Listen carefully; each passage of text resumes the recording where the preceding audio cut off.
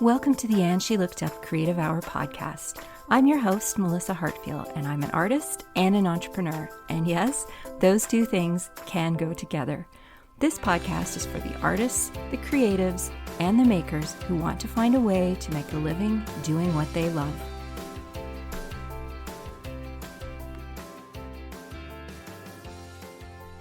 Hello, everyone, and welcome to Season 2, Episode 21 of the And She Looked Up Creative Hour podcast. I'm Melissa, and today marks my very first guest host to the podcast. I'm super excited to be welcoming the lovely Heather Travis today. Hello, Heather.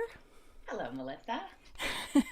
So Heather's going to be joining me for the month of August, and we're going to be talking about all kinds of things. But today I thought we would start off with getting to know you a little bit better, to give everyone just a very brief introduction to who Heather is, if you don't know her already.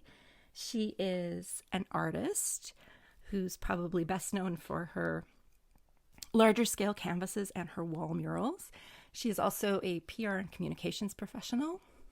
And lately she has started restoring dollhouses, which I think is so cool. So welcome, Heather. We're super happy to have you here. So excited. I'm excited too. This is new for both of us, so it's going to be kind of fun to see how this all goes. So to start with, why don't you tell us a little bit about where you're at right now, like where you're located, and a little bit about how you fill your work days and how you fill your time when you're not working. Wow. So where we're located, my husband and I, Brian, we moved to a little tiny town called Tara, Ontario, last February. So a year and a half ago-ish now. And it's just outside of Owen Sound. And we moved up here from another little tiny town that's closer to Toronto called Erin. And that was after living there for just over a decade. So we slowly been migrating further and further away from the city, having started out in Toronto 100 years ago.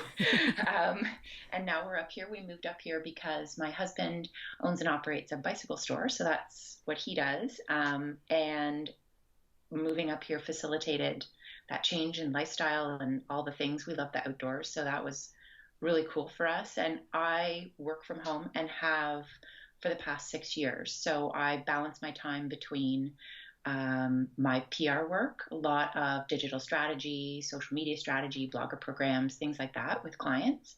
And then the other part of my time is my art.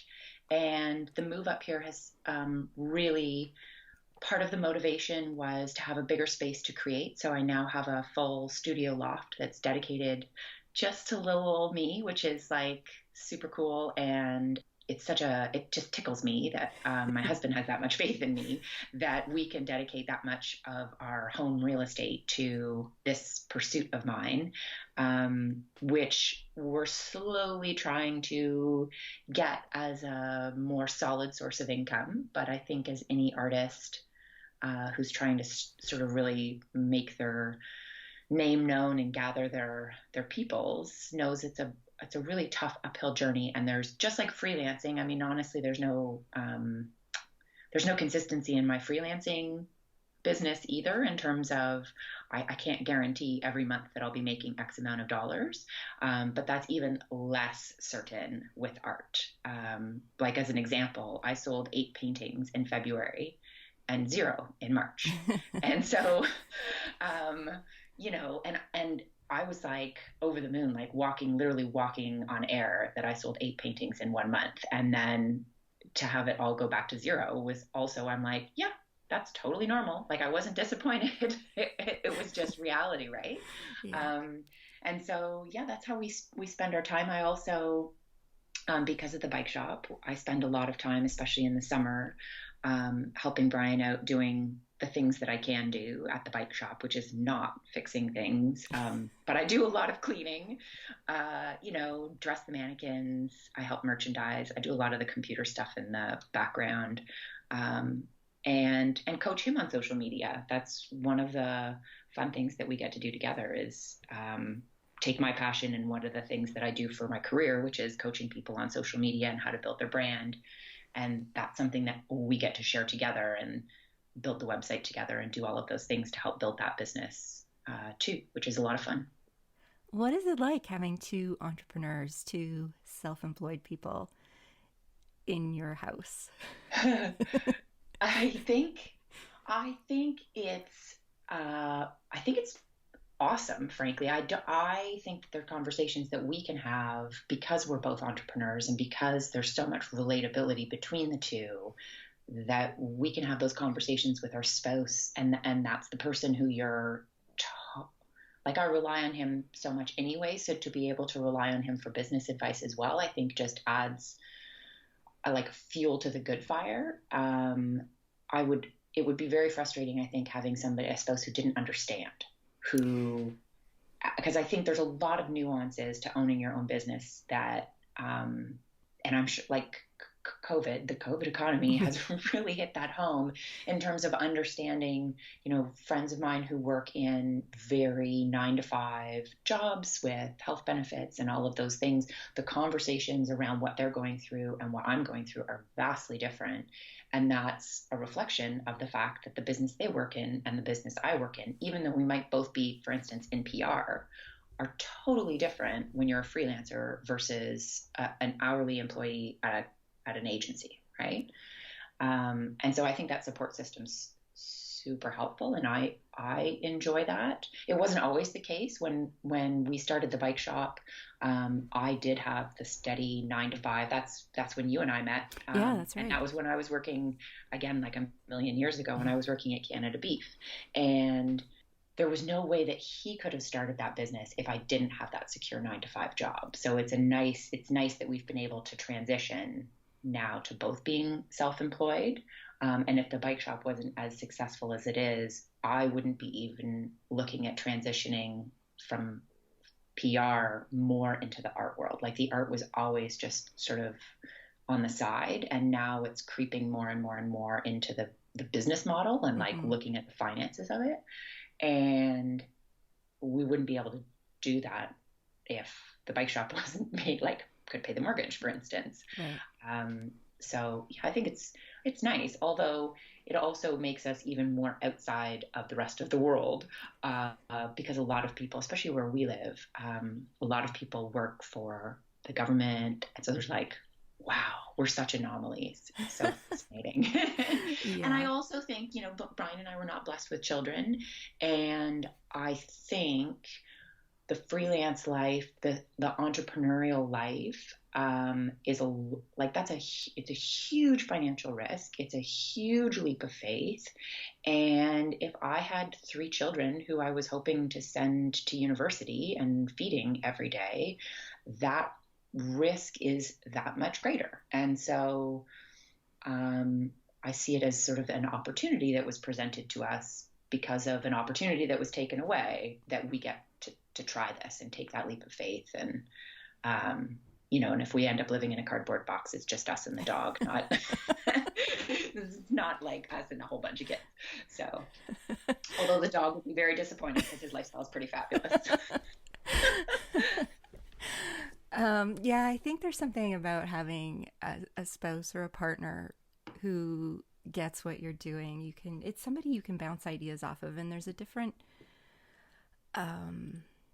I don't know, level of trust, I guess, there. Just knowing, that the person that you're with for the rest of your life has your back the whole Yes. time, even though it's not their business. Yes. They still, they still support it as if it was. So I think being able to have those conversations and yet still have your own separate businesses, so you're not in each other's pockets all the No, time. no, exactly. And I think that's super helpful. And it's also nice to show. I mean, I have quite a few clients who, they're small business owners, but they own, well, I mean, technically, Brian and I own all the businesses together. Everything's the same. But in terms of like, he makes all the decisions really regarding the bike shop. Of course, he checks in with me, but I make all the decisions regarding who my clients are, what I charge. That like, Yeah. he's not involved in that. That's not his day to day.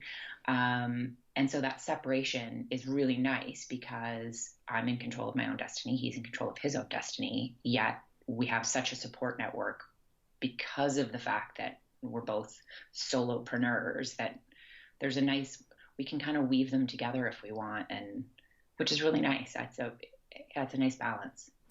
Yeah, it is. Does the financial side ever stress you out? The fact that you're both self-employed. I think there's a lot of people out there who would be. I think there's a lot of people out there who are terrified of just one person being self-employed, but the idea of two of you being self-employed, I think, could really hold a lot of people back. And I know you said that you wouldn't be doing this at this point if Brian's first foray into being Yeah. self-employed hadn't been so successful. But I imagine there's still times where you're kind of like, oh, this is this is Oh all God, on yes. us. Yes. And funny enough, I mean, I guess the honest answer would be all day, every day. That's that's in the back of our brains. But at the same time, and we've seen this with the economy and everything that's going on right now, there's people who thought their jobs were super duper secure and they're gone now. Yeah. And so it's just honestly for us, it's reinforced that you are in control of your own destiny as an entrepreneur, and that I can, and I mean, I'm sure you saw it with some of the clients that you have, but I had a whole whackload, like literally, to be blunt with numbers, I had 20 grand worth of projects ripped out from underneath me by Easter because of COVID. Yeah. And like they were going ahead, we were signing contracts, and then gonzo. But that opened up opportunities that now I have new clients I'm working with. I'm doing new things. And so it wasn't like, oops, they're gone. I should go on unemployment. That's the end of it. Like, Yeah. wash my hands of it. It was like, well, okay, move on to the next, which is what every entrepreneur does. Like, it's like, just because I pitched and got the project doesn't mean that that's it. I pitched, I got the project. Now the project's gone. So let's just move on, pitch, get a new project. And that's what I did. And it worked out, right? Like, and that's, being able to do that is awesome. And I think if you're working for, like, you lose your job, the sort of chutzpah to get up and go and be like, well, let's do this. Like, you can't just go out and get a new job. That doesn't happen. You don't, it's a lot harder than it seems, I think, but having the practice of pitching and being a freelancer, I think makes it my skin a little bit tougher for that rejection, but also understanding that, and you and Lisa talked about it last season, but those waves of creativity, right? And the waves of business come too. And so it will come. Like, It really does. Yeah. Like I've always thought of it from a creativity perspective, but now you say that, yeah, with business, it's exactly the same. And yeah, I think that's one of the beauties with something like what's happening right now with the world with COVID is that being self-employed or having your own business, you can pivot so much faster than if you're in part of a bigger organization where there's more levels that change has to go through. But, you can wake up tomorrow and say, I'm going to try this. Let's just see what happens. Yes. And honestly, I think, like, there's a project that I really, really wanted to do. And because of the economy and COVID and all of those things, they had no budget. And I said to them, I'm okay with that because I want to work on this project, full stop. And so that gave the fact that they had no money didn't deter me from taking the opportunity on anyway, because I still think there's huge value in it. I'm so glad that I'm able to contribute. I'm being really super secretive about it because I've signed a contract, but they're somebody who I want to support. I get to do that, and I still get to practice my art. I still get recognition for that art. And so what if I don't have whatever that paycheck is? I get all the other value from it. And if I was working for somebody else and I was like, guess what? I signed a client, but we're not getting paid. They'd be like, that's not You need to okay. go home, Heather. Exactly. Like, that's just not okay.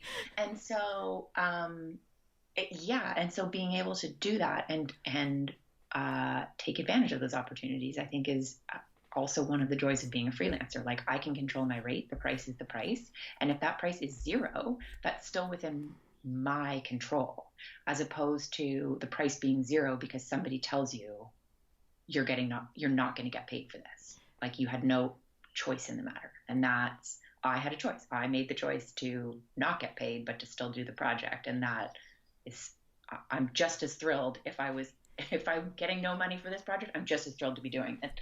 And that's a freedom for sure that entrepreneurship offers. Now that was for sure a conversation that I had with Brian, in terms of saying, here's what I want to do, and checking in at both being entrepreneurs and like checking in on the finances and saying, I want to do this project. It's going to take me X many hours and I'm not going to get paid for it. And we both agreed that was the right decision still.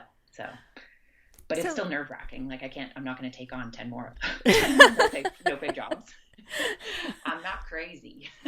But can we talk about this a little bit more? Because I think you and I have had similar conversations to this around this idea of working for free in the past. But I feel like we're in the minority a lot of the time when we have this conversation. But the whole concept, we both work a lot in the influencer blogger space. We also work in a space where there are a lot of professional influencers. And by that, I mean they are in a profession and use their influencer status to improve, like not improve their business, but as part of their business, let's say. So, people in the health and wellness field and things like that.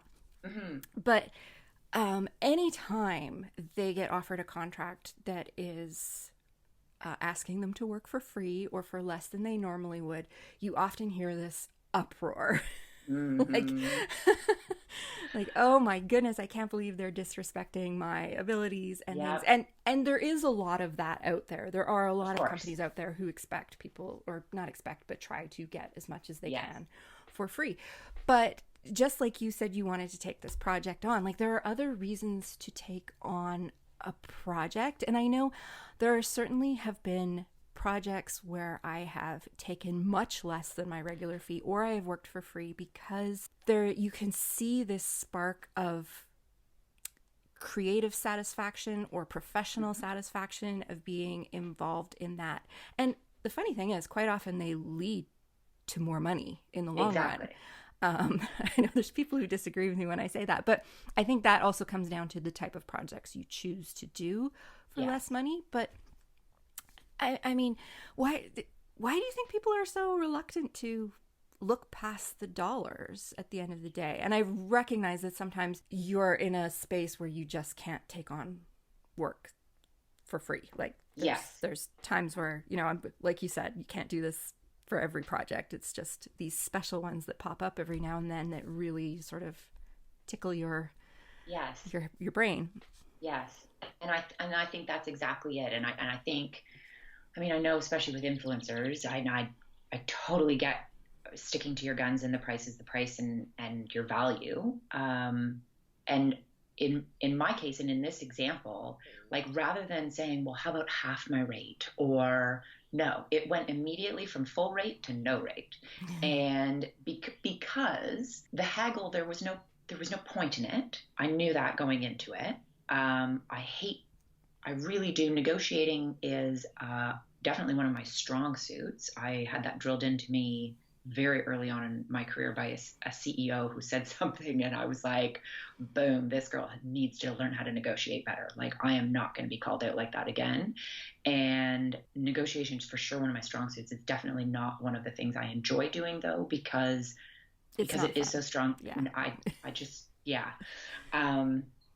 anyway, and so I think a lot of people they only see the value in the dollar bills, and I see huge amounts of value in all of the other things around it. And so, is my name associated with this brand? Yes. Like, nobody knows what I got paid, right? Do you do my taxes? No. So you don't know what I got paid. So from a public perspective, like whether I got paid $1 million or Toonie, it doesn't matter. She, has a mural here. How flippin' cool is that? Yeah. Connection, the positive brand connection, apples and oranges. They're such a natural fit together in a fruit bowl. And if I'm apples and I get the opportunity to sit beside oranges to make the perfect picture, I'm going to take it. And so I think there's so much intrinsic value. I also think there's just being a good citizen, right? Yeah. And thinking to yourself too, like don't devalue yourself for something you don't believe in. But if it's something that you're like, man, I can't even tell you, I'm going to fly out of bed to do this project. And whether I fly out for $1 million or fly out for a toonie, the enthusiasm level is wholly irrelevant to the dollars. And those are the projects that I'm like, if the enthusiasm has nothing to do with how much you're getting paid, then maybe that's the opportunity you need to consider. I mean, if you can get paid and still have that enthusiasm, great, right? Like, of course I'd still take my full rate. But if you have the opportunity to then say, no, I'm gonna gift this to you, my skills, my time, my talent, I'm gonna gift this to you because the joy that I'm gonna get out of it and the creativity that I'm gonna be able to express, and that I am going to be able to give back to you, this brand, business, whatever, something very meaningful, that goes a long, long, long, long way. And I've gotten probably more dollars back in new business from giving business, quote, away for free than I have if I stuck to my guns and just tried to keep hustling. I am nodding my head really Yeah. hard. Actually, that was my dog. He's nodding his head too. Sam, love it. No, I am nodding along with everything you were saying because I agree 100%. There's more to it than just the money, and I think it's also too that just what you said about name recognition, having your name associated with certain companies or organizations, and like you said, nobody knows what you got paid, Exactly. but it adds to your perceived expertise and authority, and I think it gives people who may not have known who you were an added trust factor For to sure. like who you are. But at the same time, there's just the learning opportunity in some of these projects that you Totally. would not get otherwise. And sometimes when you do things like that, what can come out of it just far exceeds what you put in, which is Absolutely. ultimately what you want. You want to get more out of a job than you put into it, and that doesn't have to be monetary profit. Mm-mm. So No. And I mean, in all of the time, my freelance business, I don't have a website. I have a website for my art, to sell my art. But I mean, other than my LinkedIn, I have no professional website that markets Heather Travis services. All of it comes through the connections that I make and word of mouth. And any clients that I do have who recommended me to new clients, what I get paid has never, ever come up as part of that conversation. They're never saying, "Oh, you should work with her. She's a steal. She's cheap, or she's overpriced, but she's still great." Like, none of those conversations. The price never comes into it. It's the recommendation is, we love working with her because she's all of the following, yeah, and that's the end of the conversation. And so it's up to me to carry on the conversation on price with those new clients. Of course, I try to keep consistency somewhere in there. But I also base project pitches on who the client is, what I think the budget that they have available is. How long is it going to take me? What am I going to get out of it? Is this something that I can, I don't want to say copy and paste, but is it something that I can reuse projects that, like, work that I've done for another client, which immediately takes 10 hours out of this project, right? yeah. And so how can I make this work? And I think, especially for a lot of my clients, funny enough, I have a call after you and I are done recording today with a client. I was like, I'm not sending you my latest invoice because I think it's a waste of money. Like, Oh, that's interesting. yeah, and not because of the work that I'm going to do, but because there's no way for the company to have follow up. And so if I'm going to do step A, get you from A to B, and in order you need to get to C and there's no way for you to get there. I really don't want to take your money to get you from A to B because you've told me you need to get to C. And right. And so that's the conversation I need to have with them around, well, how can we do this? How can we change those dollars potentially? And maybe I'm the person that gets you all the way to C, but we reallocate the budget dollars. And so it's not around like the budget dollars are part of the conversation, but it's around delivering for the organization. It's around doing my job so that I never want to have somebody say, yeah, we hired her for this, we gave her all this money, and then yeah, we're only whatever. halfway there. Yeah. That's exactly it. Like I would much rather say, yeah, we were going to hire her for this, and then she was like, don't give me this money, it's going to be blah blah blah. That to me is a much stronger brand story for me as an honest, especially, I tend to focus, a lot of my client work is small businesses, not-for-profits, like agricultural groups. So these are people who those dollars are really precious. Mm-hmm. And as a small business owner myself, I understand how precious those dollars are. And so I think showing that empathy and saying, I'm coming at it from like a peer as a business owner myself, here's my strategic business advice that's free so that we can then move forward on this other project for actual cash money. I mean, I think those honest conversations are much more important and have more value, quote, value to them than the dollar conversations are, frankly. Yeah, I think you're absolutely right. I think so many small business owners really underestimate the power of having an actual conversation. Mm-hmm. Yes. There's so much that can come out of actually, and when I say conversation, I mean outside of email and yes. text messages, but to actually get on the phone or yeah. Not, this isn't easy to do now, but you just go for a coffee or something yeah. and sit down and actually talk and connect yes. on a slightly deeper level. Yeah, and I think one of the things we're going to talk about while you're with us for the month of August is negotiation, because I think having these connections is a big part of being able to negotiate Absolutely. Yeah, so I think we're going to talk about that a little more in depth further down the road, because I think negotiation is something that a lot of creatives and makers and content creators really hate to do. Yes. And I think especially, and it's funny, obviously I'm a woman, or maybe that's not obvious, but obviously I'm a woman. And I'm a pretty strong, fiery gal.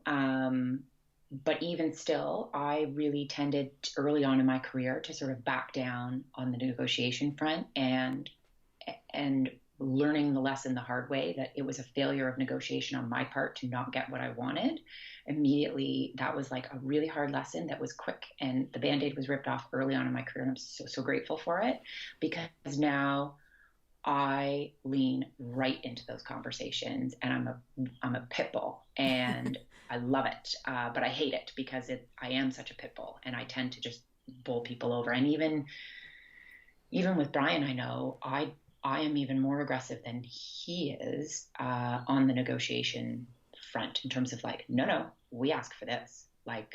You go in high, right? And that, especially I think a lot of women hesitate to negotiate because it makes them seem, they don't want to be aggressive. They don't want to be the bulldog.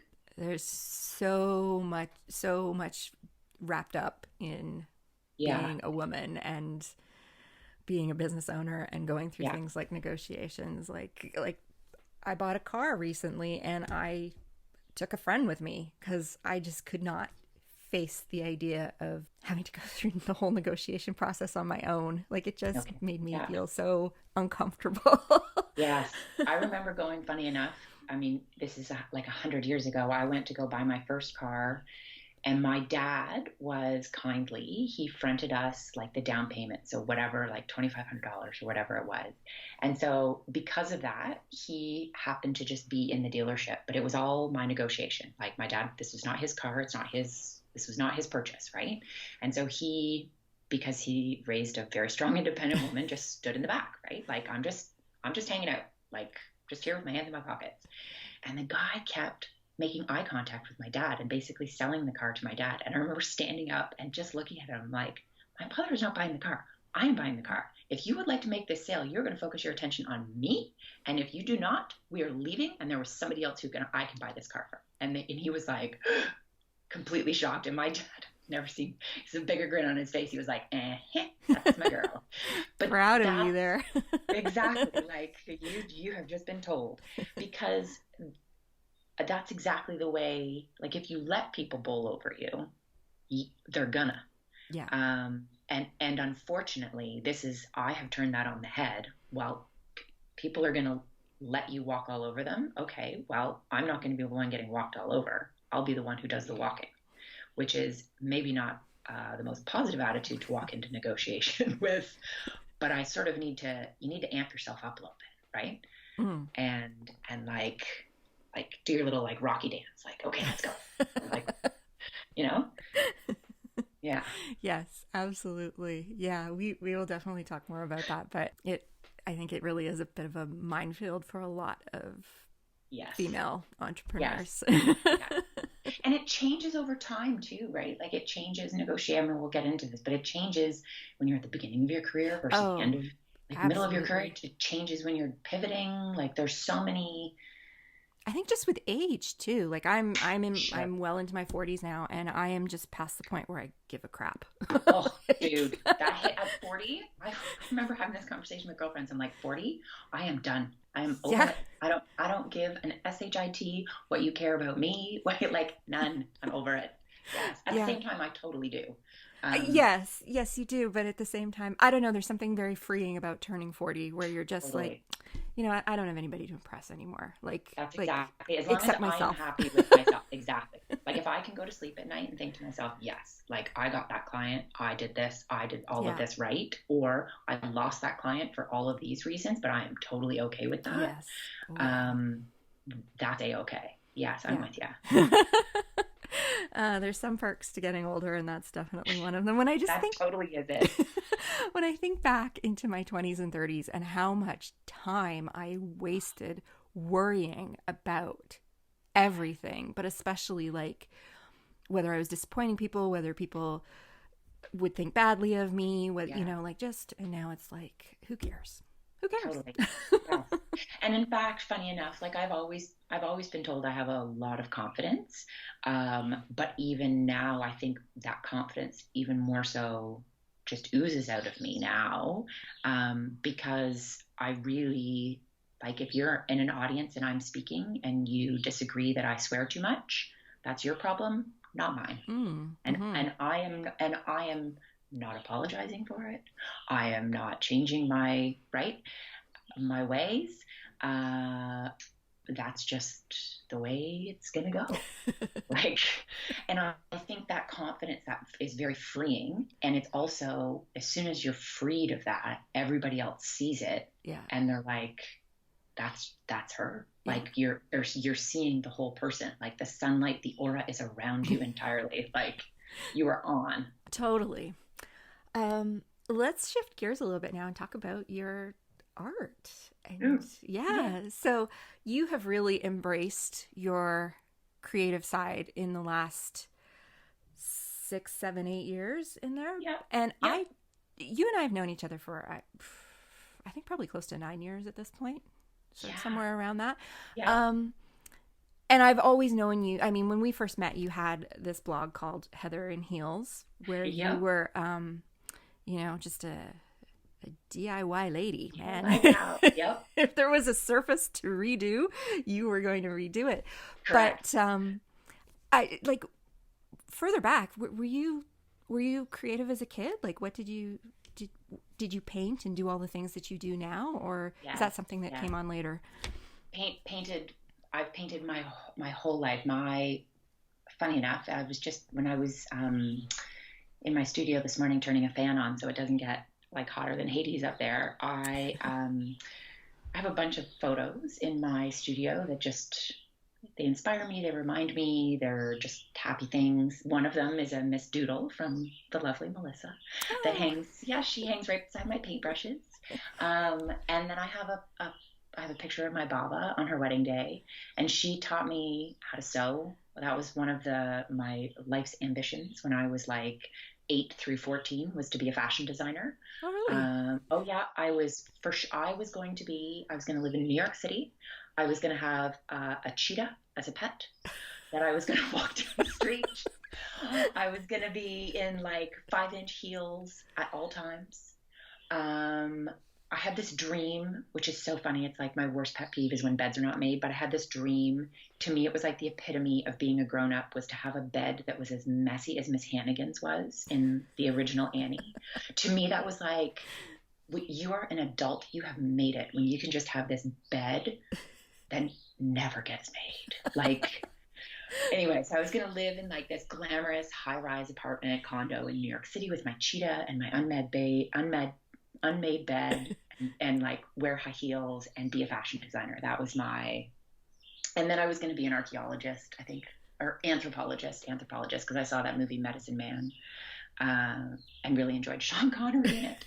Anyway, but yes, always wanted to do something creative, always was doing something creative. I remember, like, funny enough, on the weekend, I was spray painting my patio set. I'm always spray painting something. If I'm Yes, you not are. actually painting something, I'm always spray painting something. Um, and I remember, I'm pretty sure my mom might correct me, but I think it was grade 3. So, like, I was little, like what, 8? 8, yeah. I went into the basement, found a can of orange spray paint. Why my parents had it is beyond me. Because they do not, like my mom and my stepdad don't. No, there's no, I don't know why they would have had orange spray paint at the house. Um, anyway, it must have been left there from the previous owner to somebody. Anyway, I took a can of orange spray paint and spray painted my Converse high tops. They were turquoise, and I wanted them to be one side turquoise and one side orange. And so, like, put tape down the center of them, spray painted my boots, got it all over the lawn. I remember my mom was like, "You need to put something underneath that." Anyway, um, and yeah, and I have painted and done like drawings. I sold my very first painting to my grandfather, my Didi, who's one of the pictures that I have in my studio as well. He taught me how to he was my dad's stepdad, and he taught me how to draw. I remember him sitting with me for hours upon hours, drawing things, sketching things, um, yeah, making things. He would take me down to his workshop in the basement, and we would play with power tools and make things and help him build things around the house.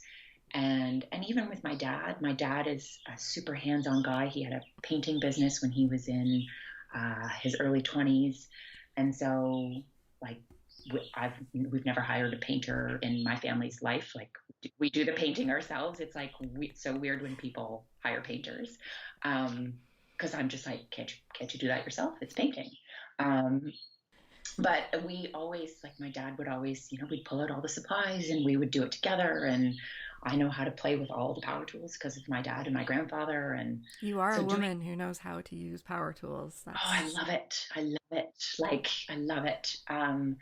And so that, and I find all of that very creative, like building things, making things, absolutely. refinishing things. Like, to me, that's just just as creative as painting Yeah, something. Um, and I've always done that. I never thought, though, that I would be, quote, an artist who makes a living with my art. I That was never. But honestly, and this is funny to say considering we talked about women and negotiation and all of those things. But as I got probably like my early 20s, like, I had no real career aspirations. I did not, like, when, if you asked me, and I'm pretty sure I answered it this way in a very early on job interview, they were like, "Where do you see yourself in 5 years?" And my answer was literally behind a white picket fence with my 2.5 kids and my dog. And that's what I'm going to be. I'm going to be the mom who makes the really good chocolate chip cookies and has the cutest kids on the block and sends her husband off to work today. Like, that was like, so, yet I'm a total feminist, Like, I fully believe women are capable of all these wonderful things. But I don't yeah, that was my, like, I was going to be just a nice little Stepford wife. And I was quite content with that vision. Um, but I had to do something, right? And so Hmm. picking PR was a good choice because I had a sociology degree, but I still never really thought that I would be an artist. And I see, like, my older brother's a musician, like a really talented musician. So it's not like he just has this pipe dream and you're like, hey, you can't really play the guitar though. Like he's incredibly talented and he has albums, but he does not, like, he's not Arcade Fire or the Tragically Hip. Like nobody knows his name, kind of thing. Like the people know his name are a wide fan base, but it's not millions of people. Um, and I see his struggle. I see the Yeah. struggle of being a full time musician, and I really never thought of that for myself. Like at one point, I debated law school um, because I can argue with the best of them.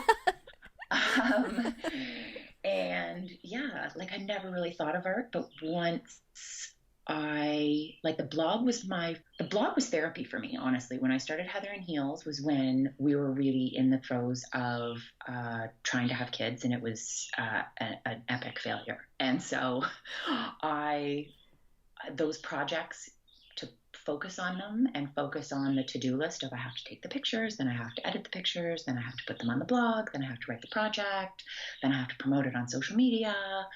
All of that was really good focus for me because otherwise I would have just sort of uh, languished in despair. And but I've always been creative, like doing all of those things. It's not like I started doing DIY projects. I had always been doing those. I just decided to then chronicle it. Right. And when I killed my blog, I still do all those projects. And sometimes I chronicle them on my Instagram. And sometimes I'm like, meh, sod it. I just want to get this done. Like, I don't Yeah. care if the world knows that I spray painted my patio set. I'm just going to get it done. And that's very freeing. That's why I gave up the blog, was because it had sort of fulfilled its need of the therapy for me. And it was easier to shutter it and say, no, I want to put the energy, like in maintaining a website, in doing the things, I want to put that into selling my actual artwork. And so that's where I transitioned and put that energy. And it's been very gratifying. I mean, you are the proud owner. I'm so, like, every time I think of that beautiful painting, I love that it's in your house. And I love knowing where my paintings go. And I have so many wonderful friends who have not only like financially supported me, but to me, again, like the finances, the the money that I get from it is sort of irrelevant. I mean, especially when it's a friend purchasing your artwork. When somebody says, "I love this enough that I want it in my home," Mm. that to me is like, oh, wow, you do? That is like, wow, right? Yeah. And the fact that you're going to give me money for it, like that you believe in me that much, that you think that this is like that I'm an artist, wow, right? Yeah. um and like when I have friends who introduce me as an artist, like that's still, like, to hear friends say that, really, I'm like, ah, they believe in me. Oh. It's so cool. Like it just kind of takes my breath away still. And even Brian, like when he started, I want to say like 3 or 4 years ago, started introducing me, like when people would say, "Oh, what does your wife do?" He would say, "She's an artist." And I remember the first time hearing him say that. It's not like we'd had a discussion. You need to introduce me as so and so now, like. But he just said it, and I was like, "Oh, gulp!" Like, holy crap, because yeah, like it's so neat. And then to sell paintings, even weirder, is to sell paintings to people who you don't know. And I honestly, all I want to do is, can you send me a picture of where you hung it? I want to. It's like releasing this little animal out into the world. I want to know you've like hung it at the right height so it looks okay. Like, Yeah. It's funny, just what you were just saying actually even made me get a little misty eyed because I relate to it on such a deep level. Like when I opened my Etsy shop at Christmas, the first few people to buy from me were friends. Like it was such a shock because they never expressed interest in buying from me, previously. And they were just waiting for me to put it out there. And once it was out there, they bought it, and it just I don't know, like those first few sales will probably mean more to me than any sales I make going Totally. down the road. And just like you said, to have it when your friends say, "Oh, this is my friend Melissa and she's an artist." It's like, oh, like there's something that resonates very deep down in my core. Yeah. Yeah. And And like, yeah. yeah, and celebrating that, like celebrating each other. Yeah. And like to me that's extra. I don't need their validation, but boy is it wonderful to Yeah, receive. it's like I would have done it anyway, but there's just Yeah. something about the people who, you connect with the most or who you care about the most. It's just a sign of support. It's Totally. it's like the Versus, and it's so funny. We were at a party, like 100 years ago when we could see people, and a friend was like, "And you're still working on your little paintings?" And the way they said it, I was like, "Yes, yes, I'm still an artist." Like, and are your you little still working on your little like? I don't know what to say to that. Like, it was such a funny little funny comment because it to me was like, oh, you just don't know that I'm an artist. Like you just don't know that's what I'm doing. You think it's like you think I'm it's a I'm phase. a phase or a hobby in the background, and Yeah. that's totally fine. But it was such a funny way to phrase it because I was like, yes, I'm still working on my little paintings that are also usually 4 feet by 4 feet, but yes, little paintings. That happened to me my first year after going into business for myself. A very close friend said to me, I hadn't seen her in a few months, and she said, "So how's your little business going?" Yeah. Like it actually quite devastated Yeah, exactly. me. It's like it's not a lemonade stand. People who say things like that, there's usually a little jealousy factor lying Jealousy, under the that's surface exactly it. there. Yeah. It's just they wish that they could do what you were doing, but they haven't figured out the way to do it yet. So Yes, and that's exactly it. yeah, Yeah. Yeah. which helps me deal with it when I think of it that way. Totally. um, but since you've moved up to Tara, you have been really getting out there with your artwork, and I know you had a lot of things on the go that got kind of pushed aside because of COVID, Hmm. but I know you were going to have your first gallery showing, which I think you have done Yes, it's going on right anyway. now. Yeah. Yeah. Yeah. Yeah, like there was a bunch of things that were supposed to happen Yeah. and then a bunch of different things happened, which is great. Like out of an opportunity being taken away, another one was given, right? Like the wave came. Yep. It didn't look like the wave I thought I was going to get, but it's a different, but it Hey, came, which is try riding it awesome. anyway, right? That's exactly it. This community up here, like so Tara is it's part of Grey Bruce, Owen Sound, which includes Southampton, Port Elgin, Sauble Beach, Wyerton, and Owen Sound, obviously. And there is a huge, like in Owen Sound is the Tom Thompson Museum, Mm. which is obviously a big deal in Yep. Canadian art. And so there's the Tom, but there is also, I want to say downtown Owen Sound I could name 8 galleries off the top of my head. And then there's the Artists Co-op. There's a Center for the Arts in Owen Sound. And then in Southampton, where I have my current gallery showing, there's the Southampton Center for the Arts, which is one of Canada's oldest art schools. It's like the art community up here is huge, vibrant, thriving, and incredibly supportive. Oh, that's awesome. Yeah, which is awesome. I think a lot of art communities tend to be, and I mean, we're seeing it now, a lot of conversations, and it's obviously up here, it's a lot of white artists just because of the nature of it, but there's a lot of indigenous artists up here as Mm. well. And there have been lots of conversations around even greater inclusivity of different types of art in our region, which I think are really wonderful conversations to have. But this Yeah. community in particular is very inclusive already. Um, Now, obviously, I say that as a white woman, so I could be very wrong, but I have tried, and in the past, being part of art communities, I've had things said to me, which I don't know if they were meant to be hurtful or insulting. I just found them as a statement of fact, but I tried to get into one gallery once and I was invited to bring all of my things in. And they said, it's very obvious you are not formally trained. And I said, yes, that's in fact the start of my bio. Heather is not formally trained. Like, I don't know what you're trying to get at. It's a statement of fact. But they only wanted formally trained artists in their gallery. They wanted people who did the things the way. I don't know what that way is. I've not studied it. I don't care. And up here, it's much more like, that's really cool. You want to put it out into the world? We want to help you. And I love that. I think that's tremendous. And there is lots of opportunity for, and I think a lot of the other barriers for art too is that it's very costly. Like, to get into a gallery, you have to pay gallery fees, and then there's insurance on top of it.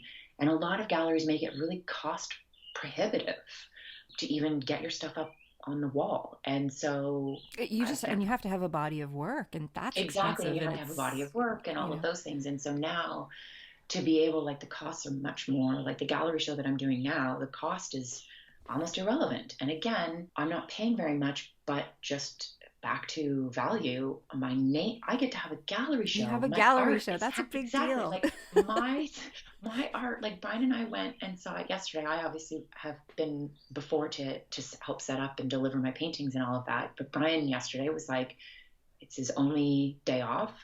The gallery's open today. I want to see my wife's artwork in the gallery, which I was like, you do? Okay, cool. And so we went, and it was so cool. Like, it wasn't just me looking at it. And there were other people in the gallery who were looking at my artwork. And I wanted to be like, hello, I'm Heather. I'm the artist. It's I nice did to that. meet you. I painted that. Right? And like, which was so, so cool. And so just being a part of it is like total honor, such excitement. And I think that's really, and the community has been very, very welcoming up here in terms of artists. And yes. But I've also been putting myself out there a little bit more, just because that was sort of the point of moving up here was right. I have this studio. And so, like, why wouldn't I be in a gallery? I have a dozen pieces of work that can go hang in a gallery. Mm-hmm. So, like, there's only so much. Like, my house can only be the gallery of Heather. So much, right? Especially now when you can't have anybody over to your house to look at your Heather gallery. Seriously, exactly. It's so funny. I have been hosting a number of Zoom calls, and it's so funny. One of my clients was like, do you strategically move me around your house so I can just see how pretty everything is? And I was like, yes, in fact, I am, because I vacuumed for this Zoom call. So we're coming up close to an hour, but before we end this conversation, there's a couple things I just wanted to talk about. The first one is that you have gone from doing large scale paintings to doing even bigger scale. You have been really rocking the mural scene lately. And where did that come out of? And you look like you're really enjoying it. I love it. So throwing paint on walls, doing that has always been like, within minutes, like, and this includes university. Like, the moment I arrived, I remember moving into our house in second year university, right? You're done being in res, you move into a house, and everybody was like, let's go to the bar. And I'm like, I got a can of paint. I got to paint the walls. I'm going to paint my room. Like, I cannot move in. This is not a proper home. I need to paint the walls. Like, I need to get this done. And they all came home, and their stuff, like, they're sleeping on mattresses on the floor, and like, my art is hung, my room is set up, I'm like ready to rock and roll. And that's the way I have always been. And my walls have always been anything but white. Like, I remember, I loved that bedroom in our very first apartment Brian and I had in Toronto. It was above a Starbucks at Avenue Road in Eglinton. It was 425 square feet. It was perfection. And we had the most just sun-filled bedroom, and I painted it just Tiffany turquoise, like, you know, that. Ooh, yeah, that robin's egg blue kind of. It was beautiful. Yeah. And it was before we had dogs, so I had white bedding. But it was such a pretty color, and everybody was like, whoa, that's so bold. And I'm like, yeah, but it's a can of paint. Like, you can just, and murals. Yes. Murals came out of that like, the whole room doesn't need to be the canvas. And then there's a girl I follow on Instagram. Her name's Rachel. She's at Banyan Bridges. And I followed her for a long time, but she does some really incredible murals. And it was watching her and doing a couple things. I was like, yeah, I'm going to just give this a shot. And so like we've been in this house for 18 months. My laundry room has been 4 different colors. Like the whole laundry room got repainted 4 times and it's on its 3rd mural because I just keep trying new things. And like the bike shop has 3 massive murals in it now. And yeah, I just painted a mural in the bathroom a couple weeks ago and I love it. It's walls have always been a canvas for me. This has just opened up a whole new way that it can be a canvas. And again, it's only paint. Like you literally sand it down and put more paint on top of it and it's gone. And you can start all over again. Like you haven't paid $3,000 for a new sofa. You haven't gone out and, changed all of your picture frames from black frames to white frames and it cost you $1 bazillion at IKEA. Like you just threw up some paint. And in my case, like I buy most of my paint at the Habitat for Humanity Restore. So I'm buying, it's like reduce, reuse, recycle. Like it's paint that was going to be going out anyway. I've saved it from being wasted. I saved crazy amounts of money. I got something pretty out of it. And then if I don't like it or 2 weeks from now I don't find it pretty, I just paint over it. And it's super gratifying. Yeah, I honestly, everybody in the world should have a mural in their house. And if you do it yourself or your kids do it, I know you and I have talked about it briefly, but I have been doing, since COVID started, I have been doing a weekly, we call it Fart with Chocha Heather, but on Friday afternoons, it's Friday afternoon art tutorial, which is where fart comes from. Plus, I'm a 10-year-old boy inside. I love a good fart joke. But I've been doing Friday afternoon art classes with all of my girlfriends' kids, and which is just so much fun, seeing their little brains tick over kids different and things. art, yes. And I'm learning so much from them. Like it's so cool. And we try different things. Like one week we did comic strips, and one week we did, what did we do? And like last week we did bubble letters, and one week we did doodling. And anyway, but one of the weeks I helped them because I was doing one of my dollhouse projects. I worked with them on designing mini murals. And then their goal for the weekend was to convince their parents that they should be able to paint a mural somewhere in their house. And they all did. Oh, that's awesome. Oh, that makes me so happy. I sent an email to my girlfriends. I'm like, seriously, when they go off to university and you open that closet door and you see that little mural that they painted, you're going to like bawl your eyes out, right? And be so grateful that you let them do it. So like, I'm not asking you to give over your main living room. No. Like, I'm suggesting like the inside of a closet door. I'm suggesting a wall. And so my godchildren, they each got a wall in their treehouse and to paint a mural on. And they loved it. And they showed me and like, it's so cool.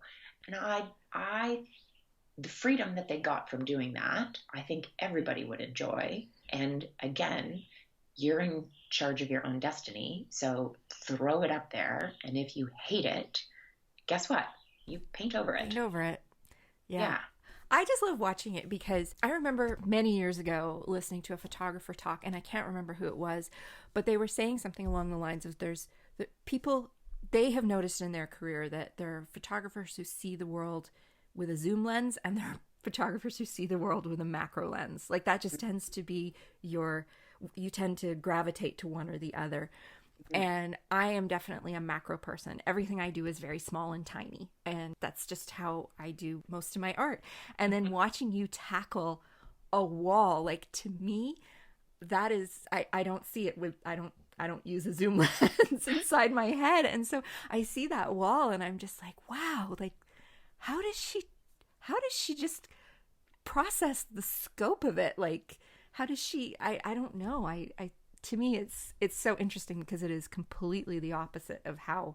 And it's so funny. I had a request for small canvases and I literally stared at this teeny tiny canvas and I'm like, I don't know how I'm going to do this. I just don't know. And then of course I'm like, I don't even know if I have brushes that can paint this small. Like it's so weird to me. And that was a huge challenge, painting on smaller canvases. And I've realized my style changes. Like my style does not translate and I'm just thinking of a massive painting that it's available for sale, but I have it in my living room right now because I love it so much. But it's a 4 foot by 4 foot, massive sort of abstract peony. And I tend to paint a lot of peonies, as you know, and Mm. or I think they're peonies. A lot of people think they're but whatever you see is it's whatever makes you happy. But I think they're peonies. But like that, this translating that to a small piece just doesn't work. Like there's no scaling Yeah. that down, Yeah. right? And then some of the pieces that I've done in small scale, like there's just no scaling that up, right? And so to me, it's almost two different. Yeah. It's Yeah, fascinating. Like for me to work on an 8.5 by 11 sheet of paper, that's a big canvas for me. Like I'm yeah, like, wow, this is huge. How am I going to fill this?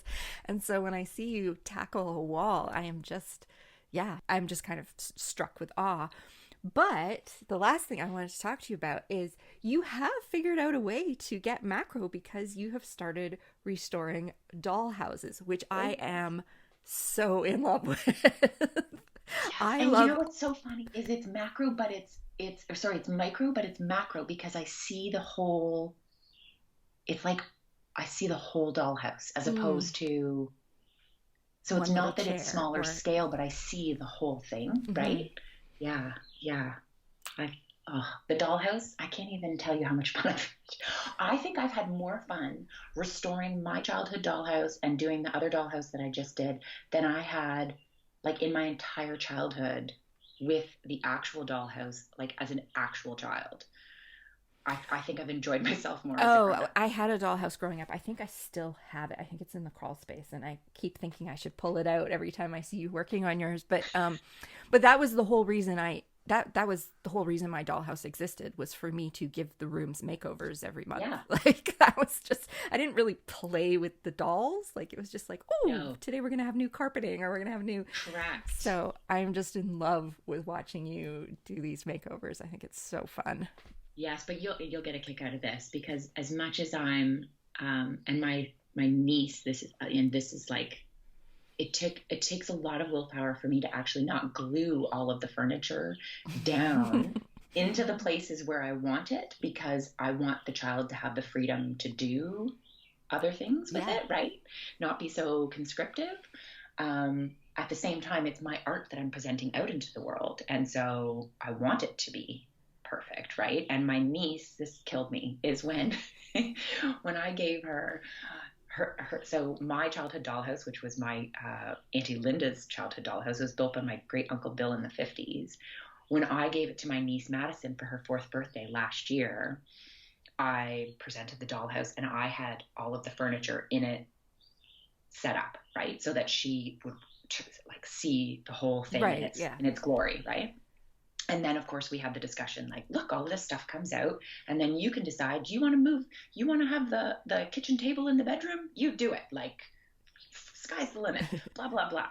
And then so we had everything out and we played around for a little bit and then she said, okay, now I'm going to put it back chocha perfect. And chocha is the Polish word for auntie, which is what I am. And she's like, now I'm going to put back chocha perfect, which was just hysterical because for her chocha perfect was the way I had introduced it. And so that's her setting. It's like when The it's Chocha reset button. Perfect. Yeah, it's the reset button. It goes to Chocha Perfect, which is Oh. just killer. Anyway, so yeah, that. But I loved the freedom of creating it, especially as a grown up, and thinking through what's fun, what's beautiful, um, what would a parent want their child to experience with this? How are they going to play with it? Like, does this work? Do little hands fit here? Yeah. Things like that. But also, honestly, just making it beautiful. Like, just Yeah, because uh, it's fun. exactly because it's fun. It's costly. Man, making over dollhouses is costly. Like all the little bits. Oh Yeah. man, like you want to talk about an internet rabbit hole that you can go down, Oh the gosh. dollhouse internet rabbit hole, man. But it's been a fun project, and honestly, I mean, I know you mentioned it, but I've had so many people, and I want to say a dozen people say that they've pulled their childhood dollhouse out and started making it over with their kids because of seeing me do the Yeah. dollhouse, which I'm just like, that makes my heart so happy Yeah. that. something that's old, first off, is not getting wasted Mm-hmm. and that it's being given new life, but that, parents are doing this super creative project with their kids. Like that, Yeah. that's where you learn things and you get inspired. And I mean, we talked about it earlier, but like my grandparents and the things that they did with me, the cooking, the sewing, drawing, painting, making, using power tools, all of those things that they taught me and built up in me, those are like the sum of my parts. Like Yeah. that's who I am. And I mean, I'm a lot more things too, but like that's who I am. And they created that, right? And I think that's pretty cool that that inspiration came from all over the place, and that I'm able to now make a bit of a living on it, and hopefully head for more of a living. Well, Yeah, I think you're going in the right direction, that's for sure. And I think that's just such a lovely way to wrap it up, is just reflecting back on all the people who influence us and who get us to where we are, because none of us wake up one morning and we're just doing this. Like there's so many people who contribute to it along the way. totally, and still do, And right? still Like do. I find Absolutely. inspiration all over the place. Absolutely. Yeah. Yeah. Well, thank you, Heather, for letting us get Thank to you. know you a little bit better. So, Heather is going to be here with me for the rest of August, and our next few episodes are going to focus a little bit more on the business side of creating. And I think next week we are going to be talking about ways that you can do a little bit of your own self promotion without relying so much on social media, which I think is always something to not rely on social media for all your all your exposure to the world. Yeah. Here's a hint: pick up the phone. Yes, but that'll be the teaser for next week. So. Exactly. Well, thank you, Heather, and we will see you all next week, everyone. Thanks for joining us for season 2. I am happy to be back, and I think this was a great way to start off the week. Thank you so much for joining us for the And She Looked Up Creative Hour. If you're looking for links or resources mentioned in this episode, you can find detailed show notes on our website at andshелookedup.com. While you're there, be sure to sign up for our newsletter for more business tips, profiles of inspiring Canadian creative women, and so much more. If you enjoyed this episode, please be sure to subscribe to the show via your podcast app of choice so you never miss an episode. We always love to hear from you, so we'd love it if you'd leave us a review through iTunes or Apple Podcasts. Drop us a note via our website at andshелookedup.com or come say hi on Instagram at andshелookedup. Thanks for listening, and we'll see you next week.